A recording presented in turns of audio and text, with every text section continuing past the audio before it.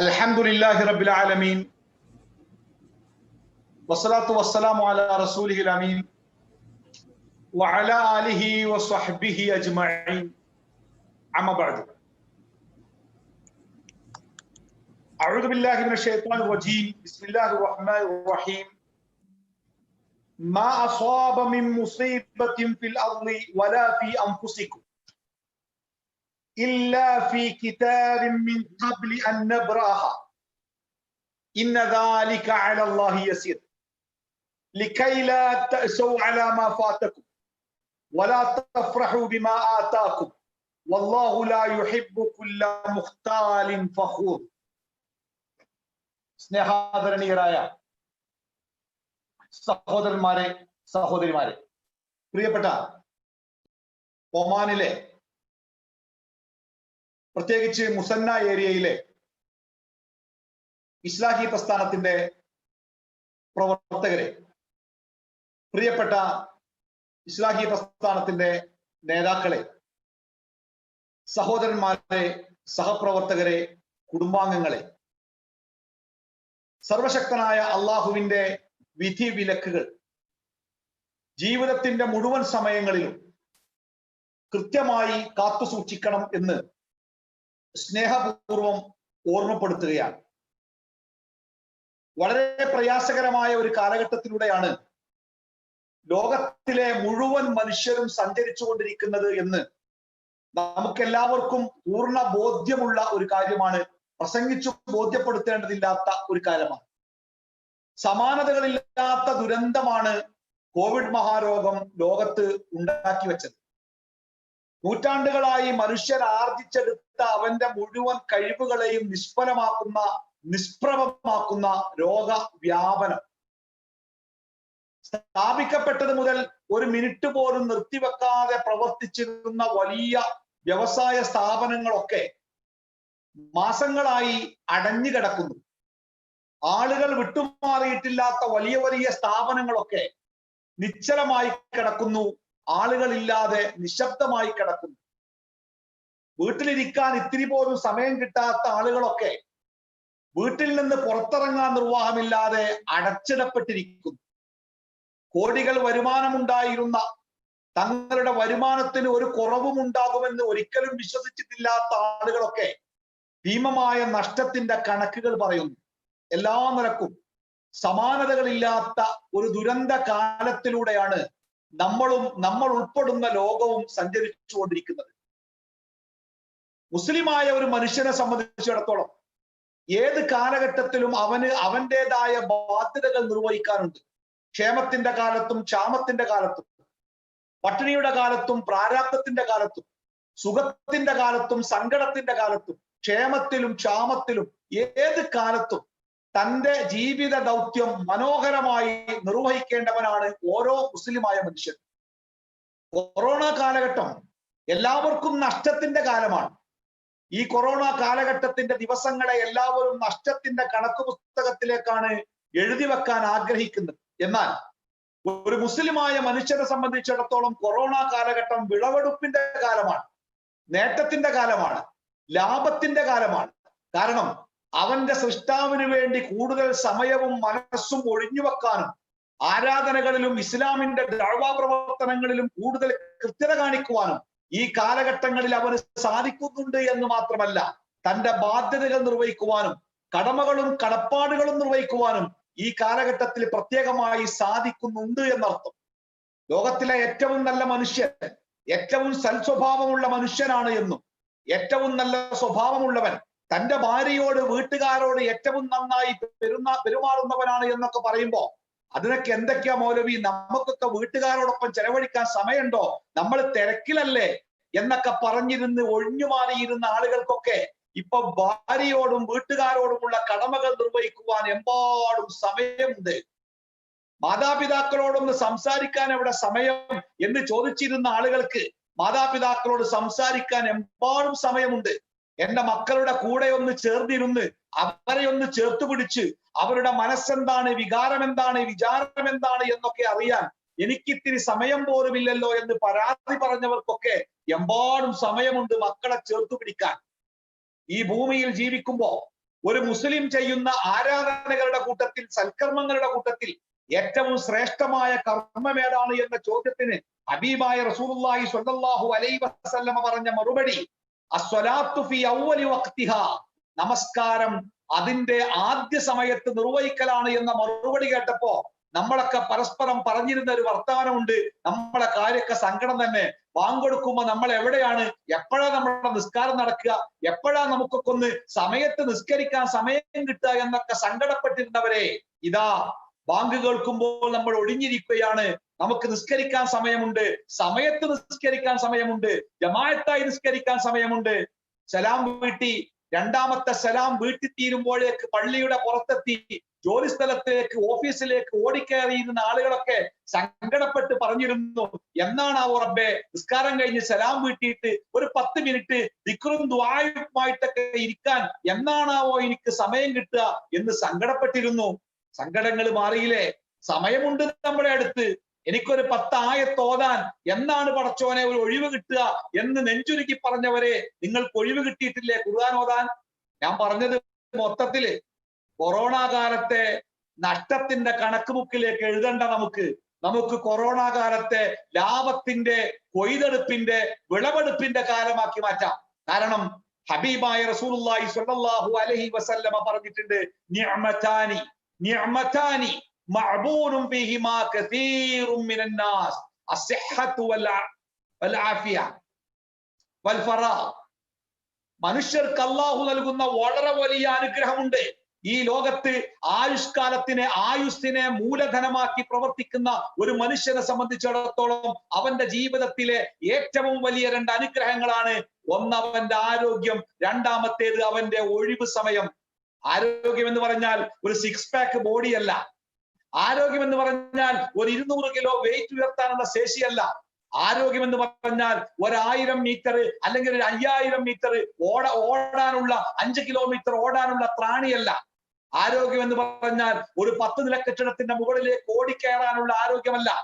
ആരോഗ്യം എന്ന് പറഞ്ഞാൽ അല്ലാഹു തആല നിശ്ചയിച്ചതുപോലെ ജീവിക്കുവാനുള്ള ശരീരത്തിന്റെ ശേഷിയാണ്. ആ ആരോഗ്യം ഒരു വ്യക്തിക്ക് കിട്ടുക. അതേപോലെ ജീവിതത്തിൽ അവന് ഒഴിവ് സമയങ്ങൾ ഉണ്ടാവുക. ജീവിതത്തിന്റെ പ്രാരാബ്ധതകൾക്കപ്പുറം, മാറ്റി നിർത്താനാവാത്ത തിരക്കുകൾക്കപ്പുറം അവന് ഒഴിവ് സമയങ്ങൾ അവന്റെ ആവശ്യങ്ങൾക്ക് വേണ്ടി കിട്ടുക.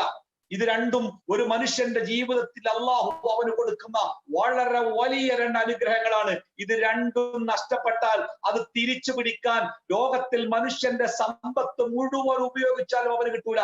എത്ര ആളുകളുണ്ട് വീടിന്റെ സിറ്റ് ഔട്ടിൽ ചാരുകസേരയിൽ അങ്ങനെ ചുരുണ്ടുകൂടി കിടക്കുക, പള്ളിയിൽ നിന്ന് മഗ്‌രിബ് നിസ്കാരത്തിന് ബാങ്ക് കേൾക്കുക, ആളുകളൊക്കെ റോട്ടിൽ കൂടെ നിസ്കരിക്കാൻ വേണ്ടി പള്ളിയിലേക്ക് പോവുക, അങ്ങാടിയിലേക്ക് ഇറങ്ങിപ്പോകാൻ നിൽക്കുന്ന മകനോട്, മുടിയൊക്കെ ചീക്കി പൗഡർ ഇട്ട് നിൽക്കുന്ന മകനോട് വാപ്പ പറഞ്ഞു, മോനെ എന്റെ കൈയൊന്ന് പിടിക്കോടാ, പള്ളിയിലിട്ടൊന്ന് പോകാനാ വല്ലാത്തൊരു പൂതിണ്ട്.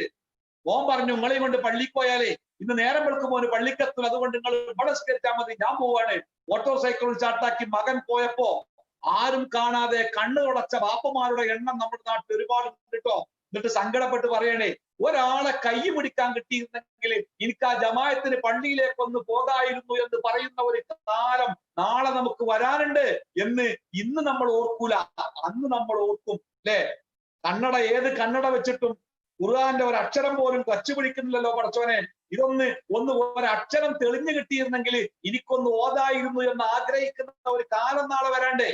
ആ കാലം വരുമ്പോഴേ ഇന്നത്തെ തീഷ്ണമായ കാഴ്ചയെ കുറിച്ച് നമുക്ക് ബോധമുണ്ടാവുള്ളൂ.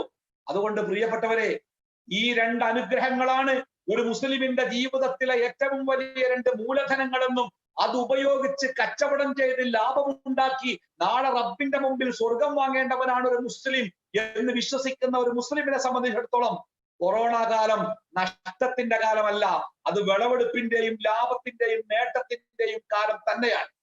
അതുകൊണ്ട് നമ്മള് നിഷ്ക്രിയരായിക്കൂടാ, നമ്മള് നിശ്ചലരായിക്കൂടാ.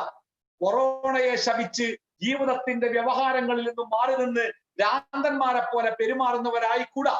ഏതവസ്ഥയിലും, ഏത് പരിതസ്ഥിതിയിലും, ഏത് സാഹചര്യത്തിലും അള്ളാഹുവിന്റെ ദീനിനോടുള്ള കൂറ് പുലർത്തി ആ ദീൻ ആവശ്യപ്പെടുന്ന കർമ്മങ്ങൾ നിർവഹിക്കേണ്ടവരാണ് നമ്മൾ എന്ന ബോധത്തോടുകൂടി നമ്മൾ ഓരോരുത്തരും പ്രവർത്തന പദത്തിൽ സജീവമാകേണ്ടതുണ്ട്. അള്ളാഹു നമുക്കതിന് തൗഫീഖ് നൽകുമാറാവട്ടെ. കേരള നദുവത്തുൽ മുജാഹിദീൻ എന്ന കേരളത്തിലെ ആധികാരികമായ ഇസ്ലാമിക നവോത്ഥാന പ്രസ്ഥാനം ഗൾഫ് നാടുകളടക്കമുള്ള രാജ്യങ്ങളിൽ ഇസ്ലാഹി സെന്ററുകളുടെ മാതൃസംഘടനയായി മാറിയ ഈ പ്രസ്ഥാനം അത് ദഅ്വാ പ്രവർത്തനങ്ങൾക്ക്, സമൂഹത്തിന്റെ സമുദ്ധരണത്തിന്, തസ്കിയത്തിന് ഏറ്റവുമേറെ വില കൽപ്പിക്കുന്ന ഒരു പ്രസ്ഥാനമാണ്. പലപ്പോഴും പല ആളുകളും പറയാറുണ്ട്, മുജാഹിദ് പ്രസ്ഥാനത്തിന് ശേഷം വന്ന പല സംഘടനകളും ഇവിടെ മെഡിക്കൽ കോളേജ് ഉണ്ടാക്കി, എഞ്ചിനീയറിംഗ് കോളേജ് ഉണ്ടാക്കി, അവർ വലിയ വലിയ കലാശാലകൾ ഉണ്ടാക്കി, വ്യവസായ സ്ഥാപനങ്ങൾ ഉണ്ടാക്കി. മുജാഹിദുകൾ ഇപ്പോൾ 2 അറബി കോളേജും പള്ളിയായിട്ട് ഇരിക്കുകയാണ്. എന്താ അങ്ങനെ? അത് ദൗത്യത്തിന്റെ വ്യത്യാസമാണ്. ഒരു ചളിക്കുളത്തിൽ മുങ്ങിക്കുളിക്കുന്ന, ചളി നിറഞ്ഞ ഒരു കുളത്തിൽ മുങ്ങിക്കുളിക്കുന്ന കുറെ ആളുകൾ, അതിനപ്പുറത്ത് ഒരു തെളിഞ്ഞ കുളമുണ്ട്, പക്ഷെ അത് ഇവർ കണ്ടിട്ടില്ല. ഇവർ അതിലേക്ക് പോകാതെ ചളിയിൽ തന്നെ മുങ്ങിക്കിടക്കുക. ഒരാള് പറഞ്ഞു, കൂട്ടരെ ഇതിന്റെ അപ്പുറത്തൊരു കുളമുണ്ട്, നല്ല കുളം, അവിടെ പോയി കുളിച്ചോളി, വൃത്തിയാവും. ആളുകൾ പോകുന്നില്ല, പിന്നെയും ചളിയിൽ തന്നെ. ഇയാളിങ്ങനെ എണീപ്പിച്ചു വിടുക ചളിയിൽ നിന്ന് തെളിഞ്ഞ വെള്ളത്തിലേക്ക്. ഇയാൾക്ക് പോകാൻ പറ്റുമോ? അവസാനത്തെ ആളും പോയിട്ടല്ലേ ഇയാൾക്ക് പോകാൻ പറ്റുള്ളൂ. ആ തെളിഞ്ഞ കുളത്തിലേക്ക് പോയവര് കുളിച്ചു കയറി ഒരു മുന്നോട്ട് പോണ്ട്. പക്ഷെ ഈ തെളിച്ച് പറഞ്ഞേക്കുന്നവന് പോകണമെങ്കിൽ അവസാനത്തെ ആളും ചെളിയിൽ നിന്ന് കയറിപ്പോണ്ടേ. മുജാഹിദ് പ്രസ്ഥാനം വിശ്വാസത്തിന്റെ ചെളിയിൽ, ശിർക്കിൽ മുങ്ങിക്കിടക്കുന്ന ഒരു സമൂഹത്തെ തെളിവയുടെ വിശ്വാസത്തിലേക്ക് തെളിക്കാണ്. ഈ ആൾക്കാരൊന്ന് പോയിട്ട് വേണ്ടേ ഓരോ പിന്നാലെ നമുക്ക് പോവാൻ. അതുകൊണ്ട് പോയോലൊക്കെ മെഡിക്കൽ കോളേജും എഞ്ചിനീയറിംഗ് കോളേജും ഉണ്ടാക്കട്ടെ. നമ്മുടെ ദൗത്യം മെഡിക്കൽ കോളേജും എഞ്ചിനീയറിംഗ് കോളേജും ഉണ്ടാക്കലല്ലോ. നമ്മുടെ ദൗത്യം മനുഷ്യരെ സംസ്കരിക്കലാണ്. ഈ ഷിർക്കിന്റെ ചെളിക്കുഴിയിൽ മുങ്ങിക്കൊണ്ടിരിക്കുന്ന ഈ ജനങ്ങളെ അവിടെ ഇട്ടുപോയിട്ട് എന്ത് മെഡിക്കൽ കോളേജും എഞ്ചിനീയറിംഗ് കോളേജും നമുക്ക് ഉണ്ടാക്കാനുള്ളത്? അതുകൊണ്ട് നമ്മുടെ ദൗത്യം ആരെന്ത് പറഞ്ഞാലും കൃത്യതയോടുകൂടി നിർവഹിക്കുക, ഇസ്ലാഹ്, നന്നാക്കുക, സമുദ്ധരിക്കുക, സംസ്കരിക്കുക. ഏറ്റവും വലിയ ഇസ്ലാഹ് വരേണ്ടത് വിശ്വാസത്തിലാണ്. വിശ്വാസം നന്നായാൽ മനുഷ്യൻ നന്നാവും. അതുകൊണ്ട് വിശ്വാസത്തെ നന്നാക്കി എടുക്കുക എന്നതാണ് ഇസ്ലാഹി പ്രസ്ഥാനത്തിന്റെ, ഇസ്ലാഹി സംഘടനകളുടെ, ഇസ്ലാഹി സെന്ററുകളുടെ, കേരള നദുവത്തുൽ മുജാഹിദിന്റെ അതിന്റെ അടിസ്ഥാനപരമായ ദൗത്യം. അതുകൊണ്ട് തന്നെയാണ് ഈ കൊറോണ കാലത്ത് എന്തൊക്കെ വിഷയം പറയാണ്ട്, ജനങ്ങളെ ബാധിക്കുന്ന സാമ്പത്തികമായ പ്രയാസങ്ങളെ, രോഗങ്ങളെ, ശുദ്ധിയെ, അങ്ങനെ പലതിനെ പറ്റി പറയണ്ടല്ലോ. അവിടെയും നമ്മൾ തെരഞ്ഞെടുത്തിരിക്കുന്ന വിഷയം മനുഷ്യൻ നന്നാവണം, അതിലൂടെ സമൂഹം നന്നാവണം. ആ നന്നാവുന്നതിന്റെ ആധാരം ജോലിയോ വരുമാനമോ ജാതിയോ ഭംഗിയോ ഭൗതികമായ കഴിവുകളോ സ്ഥാനങ്ങളോ ആവരുത്. ആ നന്നാക്കുന്നതിന്റെ അടിസ്ഥാനം തൗഹീദാകണം.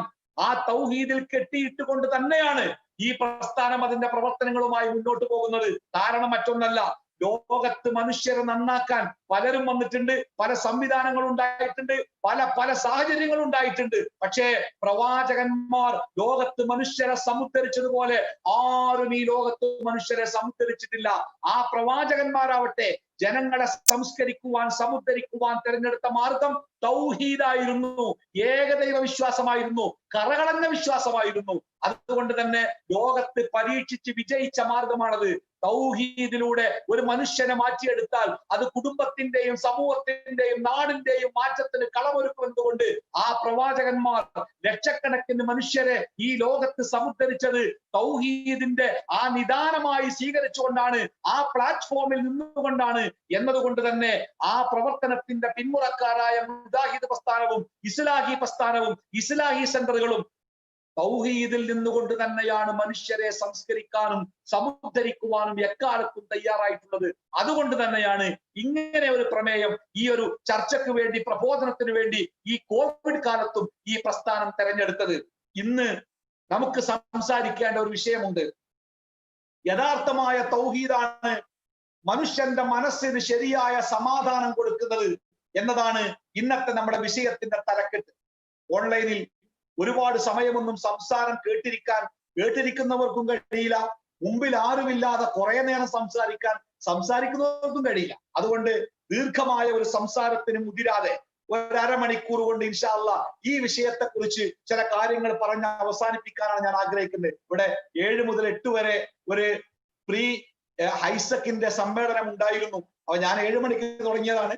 അപ്പൊ ഇൻഷാ അല്ലാഹ് ഒരു 8, 9 ഇപ്പൊ സമയം 8 9 മണിയെ ചുറ്റിപ്പറ്റി നമുക്ക് നമ്മുടെ സംസാരം അവസാനിപ്പിക്കാം. ആ സമയത്തിന്റെ ഉള്ളിൽ കാതലായ ചില കാര്യങ്ങൾ മാത്രം സംസാരിക്കാനാണ് ഞാൻ ആഗ്രഹിക്കുന്നത്. പറയാൻ എനിക്കും കേൾക്കാൻ നിങ്ങൾക്കും, അത് ജീവിതത്തിൽ പ്രാവർത്തികമാക്കാൻ നമുക്കെല്ലാവർക്കും സർവശക്തൻ തൗഫീഖ് നൽകുമാറാവട്ടെ. നാളെ ഒക്ടോബർ 10 ഒക്ടോബർ 10 ലോക മാനസിക ആരോഗ്യ ദിനമാണ്. മനസ്സിന്റെ ആരോഗ്യം നിലനിർത്തുന്ന, അതിനു വേണ്ടിയുള്ള പ്രവർത്തനങ്ങൾ ആവിഷ്കരിക്കുന്ന, അതിന്റെ ഗൗരവത്തിലേക്ക് ജനങ്ങളുടെ ശ്രദ്ധ തിരിക്കുവാൻ വേണ്ടി ലോകം തെരഞ്ഞെടുത്ത ദിവസമാണ് ഒക്ടോബർ 10. വർത്തമാന കാലത്ത് ജീവിക്കുന്ന മനുഷ്യരുടെ ഏറ്റവും വലിയ പ്രശ്നതരങ്ങള് മാനസികമായ ഉത്കണ്ഠകളാണ്. ഒരുപാട് വളർച്ച നേടിയിട്ടുണ്ട് മനുഷ്യന്മാര്. ശാസ്ത്ര സാങ്കേതിക രംഗത്ത് ലോകത്തിന്റെ ചരിത്രത്തിൽ ഏറ്റവുമേറെ അഭിവൃദ്ധി പ്രാപിച്ച കാലഘട്ടത്തിൽ നമ്മൾ ജീവിക്കുന്നത്. ലോകത്തിന്റെ ഓരോ ഭാഗത്തും ഓരോ മിനിറ്റിലും പുതിയ പുതിയ കണ്ടുപിടുത്തങ്ങളാണ് മനുഷ്യൻ നടത്തിക്കൊണ്ടിരിക്കുന്നത്, കണ്ടെത്തിക്കൊണ്ടിരിക്കുന്നത്. ഈ കണ്ടുപിടുത്തങ്ങൾക്ക് ബില്യൺ ട്രില്യൺ കണക്കിന് ഡോളറുകളാണ് വ്യത്യസ്തമായ രാജ്യങ്ങൾ ചെലവാക്കിക്കൊണ്ടിരിക്കുന്നത്. എന്തിനാണ് മനുഷ്യന്മാർ പുതിയ കണ്ടുപിടുത്തങ്ങൾ നടത്തുന്നത്? എല്ലാവർക്കും അറിയുന്ന ഉത്തരം എന്താ അറിയോ? മനുഷ്യന്റെ ജീവിതത്തിനെ എളുപ്പമുള്ളതാക്കാനും, മനുഷ്യ ജീവിതം കൂടുതൽ സുതാര്യമാക്കാനും, മനുഷ്യ ജീവിതം കൂടുതൽ ആയാസകരമാക്കാനും വേണ്ടിയാണ് നമ്മളൊക്കെ പുതിയ കണ്ടുപിടുത്തങ്ങൾ നടത്തിക്കൊണ്ടിരിക്കുന്നത്. എന്നിട്ട് ഓരോ ദിവസം കൂടുന്തോറും മനുഷ്യ ജീവിതത്തിന് സംഭവിച്ചുകൊണ്ടിരിക്കുന്നത് എന്താ? ജീവിതം നമ്മളെ വേറെ ആരെ പറ്റി ആലോചിക്കണ്ട, നമ്മളെ പറ്റി മാത്രം ആലോചിക്കുക. 10 കൊല്ലം മുമ്പുള്ള നമ്മുടെ ജീവിതവും ഇന്നത്തെ നമ്മുടെ ജീവിതവും നാളത്തെ നമ്മുടെ ജീവിതവും, ഓരോ ദിവസം കൂടുന്തോറും ജീവിതം കൂടുതൽ സങ്കീർണമായി വരുന്ന കാഴ്ചയാണ് നമ്മൾ കണ്ടുകൊണ്ടിരിക്കുന്നതും അനുഭവിച്ചുകൊണ്ടിരിക്കുന്നതും. പണമുള്ളവൻ അവന്റെ പ്രയാസങ്ങൾ, ജോലിയുള്ളവൻ അവന്റെ പ്രയാസങ്ങൾ, ഒന്നുമില്ലാത്തവൻ അവന്റെ പ്രയാസങ്ങൾ, മാതാപിതാക്കൾക്ക് അവരുടെ പ്രയാസങ്ങൾ, കുട്ടികൾക്ക് അവരുടെ പ്രയാസങ്ങൾ, കച്ചവടക്കാർക്ക് അവരുടെ പ്രയാസങ്ങൾ, അധ്യാപകർക്ക് അവരുടെ പ്രയാസങ്ങൾ. എല്ലാവരും ഒന്നിൽ നിന്ന് ഒന്ന് പ്രയാസത്തിലേക്ക്. ഈ കഴിഞ്ഞ 2 ദിവസത്തിന്റെ ഉള്ളിൽ നമ്മുടെ രാജ്യത്ത്, നമ്മുടെ സോഷ്യൽ മീഡിയയിലൊക്കെ ഏറ്റവുമേറെ ചർച്ച ചെയ്യപ്പെട്ട ഒരു ആത്മഹത്യക്ക് ഇപ്പൊ ഒരു പങ്കല്ല, ഇഷ്ടം പോലെ ആത്മഹത്യ നടക്കുന്നുണ്ട്. ഒരാത്മഹത്യ, ആ വ്യക്തി, ആത്മഹത്യ ചെയ്ത വ്യക്തി നമ്മുടെ രാജ്യത്തിലെ ഏറ്റവും വലിയ കുറ്റാന്വേഷണ ഏജൻസിയായ CBIയുടെ പരമോന്നത തലവനായ ഒരു ഡയറക്ടറായിരുന്നു അദ്ദേഹം ഒരു കാലത്ത്. തീർന്നില്ല, ഇന്ത്യയിലെ പ്രസിദ്ധമായ ഒരു യൂണിവേഴ്സിറ്റിയുടെ വൈസ് ചാൻസലർ ആയിട്ടുണ്ട് അദ്ദേഹം. തീർന്നില്ല, ഇന്ത്യയിലെ 2 സംസ്ഥാനങ്ങളുടെ 2 ടേമുകളിൽ ഗവർണറായി ഇരുന്നിട്ടുണ്ട് ആ മനുഷ്യൻ. എന്നിട്ടും തീർന്നില്ല, ഒരു സംസ്ഥാനത്തിലെ പരമോന്നത പോലീസ് മേധാവിയായി അയാൾ ജോലി ചെയ്തിട്ടുണ്ട്. എമ്പാടും പണം, അധികാരം, സ്വാധീനം ഇതൊക്കെ ഉള്ള വ്യക്തിയായിരുന്നു. അദ്ദേഹം ആത്മഹത്യ ചെയ്തു. ആത്മഹത്യാ കുറിപ്പിൽ അദ്ദേഹം എഴുതി വെച്ചത് ജീവിതം ഒരു വലിയ പരാജയമായിരുന്നു. ഒരു മനുഷ്യൻ ഈ ഭൂമിയിൽ നേടാവുന്നതൊക്കെ അയാൾ നേടി. സാധാരണക്കാരന് എത്തിപ്പിടിക്കാൻ പറ്റാത്ത വലിയ പദവികൾ ആ മനുഷ്യൻ നേടി. അതിന്റെ സ്വത്തും അതിന്റെ സൗകര്യങ്ങളും അതിന്റെ അധികാരങ്ങളും അതിന്റെ സന്നാഹങ്ങളും അയാൾ യഥേഷ്ടം ഉപയോഗിച്ചിട്ടുണ്ടാവാം. പക്ഷേ അയാളുടെ മനസ്സ് സമാധാനമുണ്ടായില്ല. അയാൾ ആത്മഹത്യ ചെയ്തു. 2000 കോടി രൂപ വിറ്റുവരവുള്ള അല്ലെങ്കിൽ ആസ്തിയുള്ള ഒരു വ്യവസായ സ്ഥാപനത്തിന്റെ ഉടമസ്ഥൻ, പ്രവാസി വയനാട്ടുകാരൻ, വിദേശത്ത് നിന്ന് കെട്ടിടത്തിന്റെ മുകളിൽ നിന്ന് ചാടി ആത്മഹത്യ ചെയ്ത വാർത്ത ഇപ്പൊ നമ്മുടെ മാധ്യമങ്ങളിൽ നിന്ന് എടുത്തുപോയിട്ടേ ഉള്ളൂ.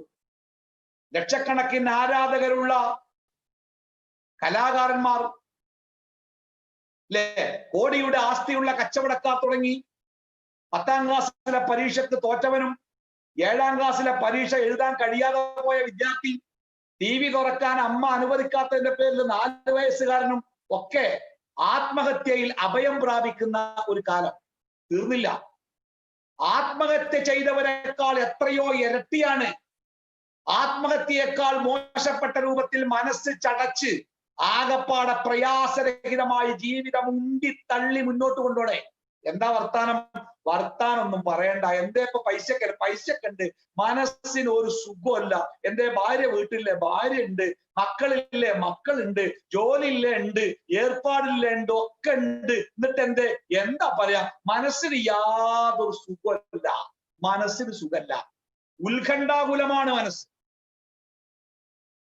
ഇന്ന് ലോകത്ത് മനുഷ്യർ അനുഭവിക്കുന്ന മുഴുവൻ പ്രശ്നങ്ങളുടെയും കാരണക്കാരൻ മനുഷ്യൻ തന്നെയാണ്. ആ മനുഷ്യന്റെ മനസ്സിന്റെ ഉള്ളിൽ ഉടലെടുക്കുന്ന വേണ്ടാത്ത ചിന്തകളും ദുഷിച്ച സ്വഭാവങ്ങളുമല്ലേ ഇന്ന് മനുഷ്യൻ അനുഭവിക്കുന്ന എല്ലാ പ്രയാസങ്ങൾക്കും കാരണം. എന്തുകൊണ്ടാ മാതാപിതാക്കൾ വേദനിക്കണേ? മക്കളുടെ തലതെറിച്ച പ്രവർത്തനം കൊണ്ടല്ലേ? എന്തുകൊണ്ടാണ് ചില മക്കൾ ഇടങ്ങാറാവണേ? മാതാപിതാക്കളുടെ ചിന്തയിലെ പ്രയാസങ്ങൾ കൊണ്ടല്ലേ? എന്തുകൊണ്ട് അവർ ജോലിക്കാരൻ ഇടങ്ങാറാവണേ? മേലുദ്യോഗസ്ഥന്റെ മനസ്സിന്റെ ചില വേണ്ടാത്തരങ്ങൾ കൊണ്ടല്ലേ? എന്തുകൊണ്ട് അയൽവാസി തെറ്റിയത്? നമ്മുടെ മനസ്സിന്റെ ചില ഒരു വേണ്ടാത്ത ചില പ്രയാസങ്ങൾ കൊണ്ടല്ലേ? അതെ, എല്ലാം ഈ ലോകത്ത് ജീവിക്കുന്ന മനുഷ്യന്റെ മനസ്സിനുണ്ടായ വൈകല്യങ്ങളാണ് പല രൂപത്തിൽ ലോകത്ത് മനുഷ്യൻ അനുഭവിക്കുന്ന എല്ലാ ദുരന്തങ്ങളും.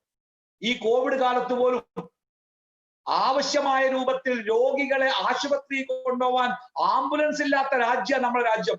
ആ രാജ്യമാണ് കോവിഡ് കാലത്ത് കോടിക്കണക്കിന് ഡോളറിന്റെ ആയുധങ്ങൾ വാങ്ങിയത്, വിമാനങ്ങൾ വാങ്ങിയത്, യുദ്ധവിമാനങ്ങൾ വാങ്ങിയത്. ഇത് ഇന്ത്യ രാജ്യം മാത്രമല്ല, ലോകത്തിലെ ഒട്ടുമിക്ക രാജ്യങ്ങളും കോവിഡ് കാലത്ത് വാങ്ങിക്കൂട്ടിയ ആയുധങ്ങൾക്ക് കണക്കില്ല. എന്തിനായിരുന്നു ആയുധം? കോവിഡിന് കാരണമായ രോഗാണുക്കളെ തുരത്താനാണോ? അല്ല. അല്ലെങ്കിൽ മനുഷ്യവംശത്തിന് ഭീഷണിയായി ശൂന്യാകാശത്ത് നിന്ന് ഇറങ്ങി വരുന്ന ഏതെങ്കിലും അത്ഭുത ജീവികളെ കൊല്ലാനാണോ? അതല്ലെങ്കിൽ ഏതെങ്കിലും കൊടുങ്കാട്ടിൽ നിന്നും ഇറങ്ങി വന്ന് നമ്മളെ നശിപ്പിക്കുന്ന ഹിംസ്ര ജന്തുക്കളെ കൊല്ലാനാണോ ഈ ആയുധം? അല്ലല്ലോ. ഇതെന്തിനാ? മനുഷ്യനെ കൊല്ലാൻ.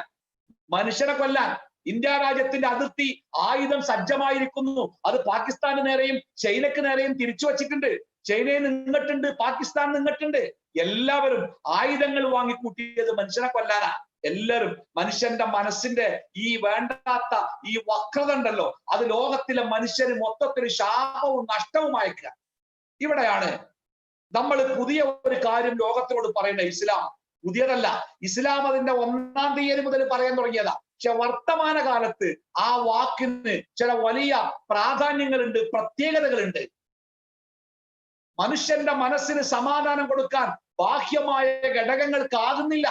നമ്മുടെ നാട്ടില് കൂടുപോലെ പൊങ്ങി വരുന്ന പുതിയ ഒരു സംസ്കാരമാണ് കൗൺസിലിംഗ് സെന്ററുകൾ.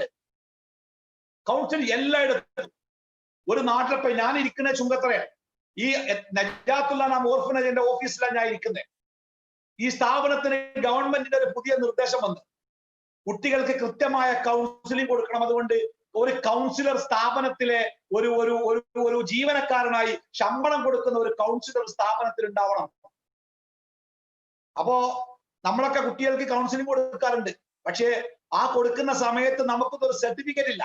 സർട്ടിഫിക്കറ്റ് ഇല്ല, കൗൺസിലർ വേണം. അപ്പൊ നമ്മളിങ്ങനെ അന്വേഷിച്ച് എവിടുന്നാ ഒരു കൗൺസിലറെ കിട്ടുക? അന്വേഷിച്ചപ്പോ അന്തം വിട്ടുപോയി. എത്ര ആൾക്കാരാ നിങ്ങൾ ചുറ്റുഭാഗത്തും കൗൺസിലർമാരാ, എമ്പാടുണ്ട്. എന്തേ കാരണം എന്നറിയോ? ലോകത്ത് ഇന്ന് മനുഷ്യൻ അനുഭവിക്കുന്ന ഏറ്റവും വലിയ പ്രയാസം മാനസികമായ സമ്മർദ്ദം, സ്ട്രെസ് എന്നൊക്കെ പറയും. മാനസികമായ സമ്മർദ്ദമാണ്. ഈ മാനസികമായ സമ്മർദ്ദത്തിന്റെ മോചനം തേടി മനുഷ്യൻ നമ്മളൊക്കെ വിളിക്കും ആൾക്കാര്. സാർ നിങ്ങൾ എടുത്തുകൊണ്ട് വരട്ടെ, ഒരു 10 മിനിറ്റ് നിങ്ങൾ തരുമോ സംസാരിക്കാൻ? 10 മിനിറ്റ് തരാന്ന് പറഞ്ഞ് വിളിച്ചാണ്ടല്ലോ, 10 മിനിറ്റ് അല്ല 10 മണിക്കൂർ പറഞ്ഞാലും ഓന് പറയാനുള്ള തീരൂല. എന്റെ കുട്ടിനെ ഒന്ന് കൊണ്ടുവരട്ടെ, എന്റെ ഭാര്യയോട് ഒന്ന് സംസാരിക്കോ, എന്റെ പാപ്പാനോടൊന്ന് സംസാരിക്കോ, വീട്ടിൽ പാപ്പ ആകെ പ്രശ്നമാണ്, ഉമ്മാനോട് കുറച്ചു നേരം സംസാരിക്കോ. ആ അതെ, എന്തിനാണ് ഈ സംസാരം നിറങ്ങള്? അവരുടെ മനസ്സിന്റെ പിരിമുറക്കം കുറക്കാനാ. അങ്ങനെ എല്ലാവരുടെ മനസ്സും ഇങ്ങനെ പിരിമുറുകി നിൽക്കണേ. അതുകൊണ്ട് കൗൺസിലിംഗ് സെന്ററുകൾ എല്ലായിടത്തും വ്യാപകമായി നടന്നുകൊണ്ടിരിക്കുക. എല്ലാവർക്കും വേണം, വയസ്സന്മാർക്ക് മുതൽ ചെറിയ കുട്ടിയേക്ക് വരെ ഇപ്പൊ കൗൺസിലിംഗ് ആവശ്യമായിട്ട് വന്നേക്കാം. മനസ്സിന്റെ പിരിമുറുക്കം, സമാധാനം നഷ്ടപ്പെട്ട മനസ്സിന്റെ ഉടമകളെ കൊണ്ട് നിറഞ്ഞിരിക്കുന്നു ലോകം. എങ്ങനെയാണ് മനുഷ്യന്റെ മനസ്സിന് സമാധാനം? ഞാൻ പറഞ്ഞല്ലോ, ദീർഘമായ സമയമില്ലാത്തത് കൊണ്ട് ഞാൻ വിശാലമായി പറയാതെ എന്റെ പോയിന്റിലേക്ക് മാത്രം വരിക. വിശ്വാസം, അള്ളാഹുവിലുള്ള യഥാർത്ഥമായ വിശ്വാസം, ശരിയായ ഈമാൻ, ശരിയായ തൗഹീദ്, അത് മനുഷ്യന്റെ മനസ്സിന് സമാധാനം കൊടുക്കും. അത് വെറുതെ പറഞ്ഞാൽ പോരല്ലോ, അത് സ്ഥാപിക്കണ്ടേ, അത് സ്ഥാപിക്കണം. അലാ ബിദിക്രില്ലാഹി തത്മഇന്നുൽ ഖുലൂബ്. ഇത് ഖുർആന്റെ ഒരു പ്രസ്താവനയാണ്. ഖുർആനിന്റെ പ്രസ്താവന എന്ന് പറഞ്ഞാൽ പ്രപഞ്ച സൃഷ്ടാവായ അള്ളാഹുവിന്റെ വാക്കാണ്. അത് തിരുത്താണ്ടാവൂല, അത് വ്യാഖ്യാനിച്ചൊപ്പിക്കണ്ട, അത് നേർക്ക് നേരെ തന്നെയാണ്. അല അറിയുക, ബിദിക്രില്ലാഹി തത്മഇന്നുൽ ഖുലൂബ്, അള്ളാഹുവിനെ കുറിച്ചുള്ള സ്മരണ കൊണ്ടത്രേ മനസ്സുകൾ ശാന്തമാവുകയുള്ളൂ. അള്ളാഹുവിനെ കുറിച്ചുള്ള സ്മരണ കൊണ്ടേ മനസ്സുകൾ ശാന്തമാവുകയുള്ളൂ. മനസ്സ് എന്ന് പറഞ്ഞാല് അതിങ്ങനെ അങ്ങോട്ടും ഇങ്ങോട്ടും, കൽബ് എന്ന് പറഞ്ഞ നമ്മൾ ഹൃദയത്തിന് കൽബ് എന്ന് പറഞ്ഞ വാക്കിന് പണ്ഡിതന്മാർ കൊടുത്ത നിർവചനം എന്താ നിങ്ങള്? വെള്ളത്തിലിട്ട ഐസ് കട്ട പോലെയാണ്. ആ പദം തന്നെ അങ്ങനെയാണ്, മാറി മറിഞ്ഞുകൊണ്ടിരിക്കണെന്നാണ് ആ പദത്തിന്റെ അർത്ഥം. ഇൻകിലാബ് സിന്ദാബാദ് നമ്മള് വ്യവസ്ഥിതികൾ മാറട്ടേന. ഇൻകിലാബ് എന്നുള്ള പദം അറബിയാണ്. അത് അത്തരം പദത്തിന്റെ വേറെ ഒരു രൂപഭേദമാണ് കൽബ് എന്നുള്ളത്. വെള്ളത്തിൽ ഐസ് ഇട്ടാലേ ഐസ് ഇങ്ങനെ ഉരുകുന്തോറും ഐസ് കട്ട ഇങ്ങനെ തിരിഞ്ഞ് ഒരിക്കലും നിശ്ചലമായി നിൽക്കൂല, അതിങ്ങനെ മറിഞ്ഞുകൊണ്ടേയിരിക്കും. അതേപോലെയാണ് മനുഷ്യന്റെ കൽബ്, മനുഷ്യന്റെ ഹൃദയം. അതാണല്ലോ മനസ്സിന്റെ കേന്ദ്രം. അതുകൊണ്ട് തന്നെ ആ മനസ്സിനെ, അതിനെ സ്വസ്ഥമാക്കാൻ, അത് ആ മനസ്സിന്റെ സൃഷ്ടാവായ റബ്ബിനെ കുറിച്ചുള്ള ഓർമ്മകളും റബ്ബിനെ കുറിച്ചുള്ള ആ ചിന്തകൾക്ക് മാത്രമേ മനുഷ്യന്റെ മനസ്സിനെ സമാധാനപ്പെടുത്താനാവുകയുള്ളൂ എന്നാണ് ഒരു പ്രസ്താവനയിലൂടെ അള്ളാഹ് പറഞ്ഞത്. രണ്ടാമത്തെ പ്രസ്താവന, അല്ലദീന ആമനു വലം യൽബിസു ഈമാനഹും ബിളുൽമി ഉലൈക ലഹുമുൽ അംൻ വഹും മുഹ്തദൂൻ.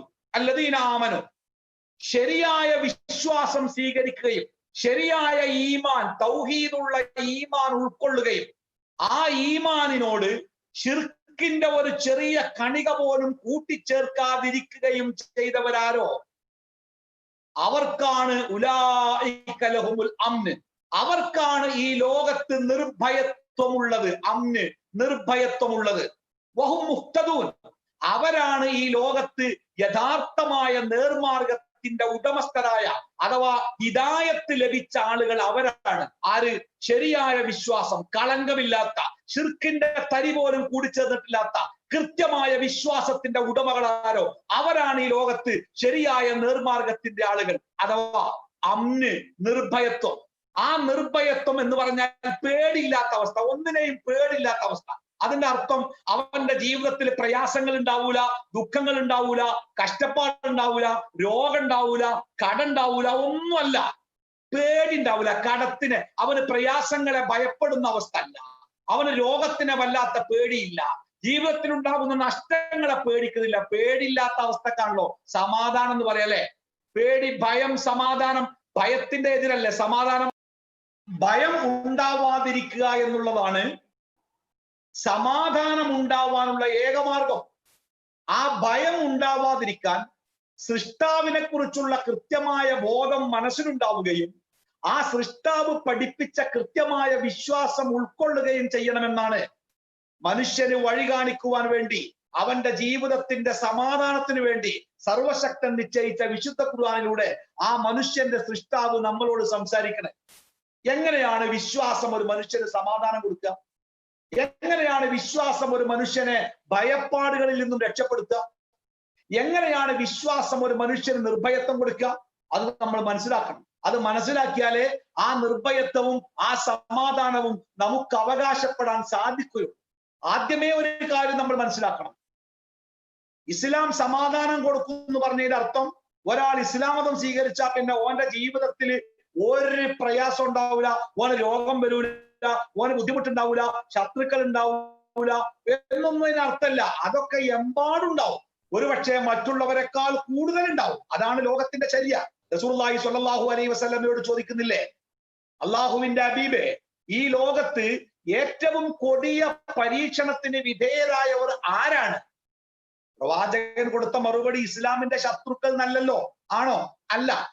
ഈ ലോകത്ത് ഏറ്റവും കഠിനമായ പരീക്ഷണത്തിന് വിധേയരാക്കപ്പെട്ടവർ ആരാണെന്നറിയോ? ഈ ഭൂമിയുടെ മേലെ അള്ളാഹുവിനോട് ഏറ്റവും നല്ല ബന്ധം നിലനിർത്തിയ അള്ളാഹുവിന്റെ പ്രവാചകന്മാരാണ്. ഒരു തെറ്റ് പോലും ചെയ്തിട്ടില്ലാത്ത, അള്ളാഹുവിന്റെ ഒരു കൽപ്പന പോലും ജീവിതത്തിൽ ലംഘിച്ചിട്ടില്ലാത്ത ആ പ്രവാചകന്മാരാണത്രേ ഈ ഭൂമിയിൽ ഏറ്റവും കൊടിയ പരീക്ഷണത്തിന് വിധേയരായവർ. വീണ്ടും ചോദ്യം, തുമ്മമൻ, പിന്നെ ആരാണ്? അള്ളാന്റെ ഹബീബിന്റെ മറുപടി വീണ്ടും വന്നു. എന്താ പറഞ്ഞത്? ആ പ്രവാചകന്മാരുടെ തൊട്ട് താഴെ ഈമാനുള്ള ആളുകൾ, അഥവാ ഈമാനിന്റെ അളവാണ് പരീക്ഷണത്തിന്റെ നിദാനം. പിന്നെയും ചോദിച്ചു, സുമ്മമൻ, പിന്നെ ആരാണ്? അപ്പോഴും പറഞ്ഞു അതിന്റെ തൊട്ട് താഴെ ഈമാനുള്ളവര്. പ്രവാചകൻ സല്ലല്ലാഹു അലൈഹി വസല്ലമ തന്റെ മറുപടി അവസാനിപ്പിക്കുന്ന നേരങ്ങളിൽ ഏതൊരു മനുഷ്യനും അവന്റെ വിശ്വാസത്തിന്റെ തോതനുസരിച്ച് അവൻ പരീക്ഷിക്കപ്പെടും എന്ന് പറഞ്ഞുകൊണ്ടാണ് റസൂലുള്ളാഹി സ്വല്ലല്ലാഹു അലൈഹി വസല്ലമ അവന്റെ ആ പ്രവാചകന്റെ നാവിലൂടെ ഈ പരീക്ഷണത്തിന്റെ കാഠിന്യം നമുക്ക് പഠിപ്പിച്ചു തരുന്നതും നമുക്ക് പറഞ്ഞു തരുന്നതും. അതുകൊണ്ട് പ്രിയപ്പെട്ടവരെ, വിശ്വാസം സ്വീകരിച്ചാൽ പിന്നെ ബുദ്ധിമുട്ടുണ്ടാവൂല, കഷ്ടപ്പാടുണ്ടാവൂല എന്നൊന്നും വിചാരിക്കേണ്ട. അത് ഇഷ്ടം പോലെ ഉണ്ടാവും. കടം ഉണ്ടാവും, ബുദ്ധിമുട്ടും ഒക്കെ ഉണ്ടാവും. റസൂലുള്ളാഹി സ്വല്ലല്ലാഹു അലൈഹി വസല്ലമ തന്റെ അവസാന നാളുകളിൽ കടം കൊണ്ട് അല്ലെങ്കിൽ സാമ്പത്തികമായിട്ട് ഏറെ പ്രയാസപ്പെട്ടപ്പോ, വീട് പട്ടിണിയിലായപ്പോ തന്റെ വീട്ടുകാർക്ക് അന്നം കൊടുക്കാൻ വേണ്ടി ഇനി തനിക്ക് ആവശ്യമുണ്ടാവുകയില്ല എന്ന് ബോധ്യമുള്ള തന്റെ പഴയങ്കി ഒരു ജൂതന് പണയം വെച്ചിട്ട് കിട്ടിയ ഏതാനും ഇടങ്ങഴി ഗോതമ്പ് കൊണ്ടല്ലേ അള്ളാഹുവിന്റെ ഹബീബിന്റെ വീട് പുലർന്നത് അല്ലെ? മരിക്കുന്നതിന്റെ ദിവസങ്ങൾക്ക് മുമ്പ് പാതിരാത്രിയുടെ ഒരു ഇരുട്ടിൽ നമ്മുടെ പ്രിയപ്പെട്ട ഉമ്മ ആയിഷ റളിയല്ലാഹു അൻഹ പാതിരാത്രിയിൽ ഒരു കുഞ്ഞു പാത്രവും കൊണ്ട് അയൽപക്കത്തേക്ക് പോകുന്ന ഒരു യാത്രയുണ്ട് ഇരുട്ടിലൂടെ. എന്തിനാണെന്നറിയോ? ലോകത്തിന്റെ രാജാവ് രോഗിയായി കിടക്കുന്ന വീട്ടിൽ കത്തിച്ചു വെച്ച എണ്ണ വിളക്കിലെ എണ്ണ തീർന്നു പോയിട്ടുണ്ട്. ആ വിളക്കിൽ ഒഴിക്കാൻ ഇത്തിരി എണ്ണ വേണം. ആ എണ്ണ ആ വീട്ടിലില്ല. അത് കടം വാങ്ങാൻ വേണ്ടി നമ്മുടെ ഉമ്മ പാതിരാത്രിക്ക് പോണത് അല്ലേ? അപ്പൊ ഇസ്ലാം മതം സ്വീകരിച്ചാൽ, ഈമാൻ ഉൾക്കൊണ്ടാല് ജീവിതത്തിൽ ബുദ്ധിമുട്ടുണ്ടാവൂല, കഷ്ടപ്പാടുണ്ടാവൂല എന്നർത്ഥല്ല. അടിമയായി യജമാനന്റെ ജോലി ചെയ്ത് അങ്ങനെ ആ അടിമയായി ജീവിച്ചു പോന്നിരുന്ന ബിലാല് ഇസ്ലാം മതം സ്വീകരിച്ചപ്പോ അനുഭവിക്കേണ്ടി വന്ന കഷ്ടപ്പാടും ദുരിതവും എത്രയാണ്? ഭാര്യയും ഭർത്താവും മക്കളുമായിട്ട് ഒരു കുടുംബത്തിന്റെ കീഴിൽ അടിമയായി ജോലി ചെയ്ത് രാത്രി കിടന്നുറങ്ങി രാവിലെ ജോലി ചെയ്ത് ജീവിച്ചിരുന്ന അമ്മാറും യാസറും സുമയ്യയും ഒക്കെ ഇസ്ലാം മതം സ്വീകരിച്ചപ്പോ അവർ അനുഭവിക്കേണ്ടി വന്ന പ്രയാസങ്ങൾ എത്രയാണ്? അപ്പോ ആദ്യം എന്റെ പ്രിയപ്പെട്ട സഹോദരന്മാർ മനസ്സിലാക്കണം, നമ്മൾ ഇസ്ലാം സ്വീകരിക്കുമ്പോ, ഈമാൻ സ്വീകരിക്കുമ്പോ നമ്മുടെ ഈമാന്റെ ശക്തി കൂടുന്നതനുസരിച്ച് നമ്മുടെ ജീവിതത്തിൽ കഠിനമായ പരീക്ഷണങ്ങളും പ്രയാസങ്ങളും ബുദ്ധിമുട്ടും ഒക്കെ കൂടിക്കൊണ്ടേയിരിക്കും. പക്ഷെ അതൊന്നും ഒരു മുസ്ലിമിന്റെ സമാധാനത്തെ നഷ്ടപ്പെടുത്തൂല. നിങ്ങൾക്ക് അത്ഭുതം തോന്നുന്നില്ലേ? കൊടിയ പരീക്ഷണം ഉണ്ടാകുമ്പോഴും അത് അവന്റെ മനസ്സമാധാനം നഷ്ടപ്പെടുത്തില്ല എന്ന് പറയുമ്പോ അത് രണ്ടും തമ്മിൽ ചേർത്ത് വെക്കാൻ നമ്മൾ ഇത്തിരി പ്രയാസപ്പെടേണ്ടി വരും. എന്നാ കേട്ടോളി, എങ്ങനെയാണ് സംഭവിക്കുക? നോക്കൂ, വിശുദ്ധ ഖുർആനിൽ സൂറത്തുൽ ഹദീദിലെ 22, 23 ആയത്ത്, നിങ്ങളൊക്കെ വീട്ടില് ഖുർആൻ പരിഭാഷ ഉണ്ടെങ്കിൽ അതൊന്ന് മറിച്ചു നോക്കിയിട്ട് ആ ആയത്തൊന്ന് പലവട്ടം വായിക്കണം കേട്ടോ. സൂറത്തുൽ ഹദീദിലെ 22, 23 ആയത്താണ്. ആയത്ത് ഇപ്രകാരമാണ്: മാ സ്വാബ മിൻ മുസീബത്തിൻ ഫിൽ അർളി വലാ ഫി അൻഫുസികും ഇല്ലാ ഫി കിതാബിൻ മിൻ ഖബ്ലി അൻ നബ്റാഹ ഇന്ന ദാലിക അലല്ലാഹി യസീർ. വളരെ മനോഹരമാണ് ഈ വാക്കുകൾ. മനസ്സിന്റെ ഉള്ളിൽ തട്ടിയാലേ നമ്മുടെ ജീവിതത്തിൽ ഒരു പ്രതിസന്ധിക്കും ഒരു പ്രയാസത്തിനും നമ്മളെ തകർക്കാൻ പറ്റില്ല. എന്താ പറഞ്ഞേ? മാ സ്വാബ മിൻ മുസീബത്തിൻ ഫിൽ അർളി വലാ ഫി അൻഫുസികും. ഈ ഭൂമിയിലാവട്ടെ നിങ്ങളുടെ ശരീരത്തിലാവട്ടെ ഒരു ദുരന്തവും സംഭവിക്കുന്നില്ല, സംഭവിക്കുകയില്ല, സംഭവിച്ചിട്ടില്ല, സംഭവിക്കുന്നില്ല. എങ്ങനെയല്ലാതെ? ഇല്ലാ ഫീ കിതാബിൻ മിൻ ഖബ്ലി അൻ നബ്റാഹ. അത് ഈ ലോകത്ത് ഇന്ന സമയത്ത് ഇന്ന കോലത്തിൽ സംഭവിക്കുമെന്ന് നേരത്തെ ഒരു രേഖയിൽ കൃത്യമായി രേഖപ്പെടുത്തി വെച്ചതല്ലാതെ ഒരു ദുരന്തവും ഈ ഭൂമിയിൽ സംഭവിക്കുന്നില്ല. 2019 ഡിസംബർ മാസത്തില് ചൈനയിലെ മീ മാർക്കറ്റിൽ നിന്ന് കൊറോണ രോഗം ലോകത്ത് പ്രത്യക്ഷപ്പെട്ടത് ലോകത്തിന്റെ മുമ്പിൽ ആകസ്മികമായിരിക്കാം, അപ്രതീക്ഷിതമായിരിക്കാം. എന്നാൽ പടച്ച തമ്പുരാന്റെ രേഖയിൽ അത് നൂറ്റാണ്ടുകൾക്ക് മുമ്പ്, സഹസ്രാബ്ദങ്ങൾക്ക് മുമ്പ് എഴുതി വെച്ചതാണ്, രേഖപ്പെടുത്തി വെച്ചതാണ് അത് സംഭവിക്കുമെന്നുള്ളത്. പിന്നെ തീർന്നില്ല. വലാ തഫ്റഹൂ ബിമാ ആതാകും. അല്ല, ഇന്ന ദാലിക അലല്ലാഹി യസീർ.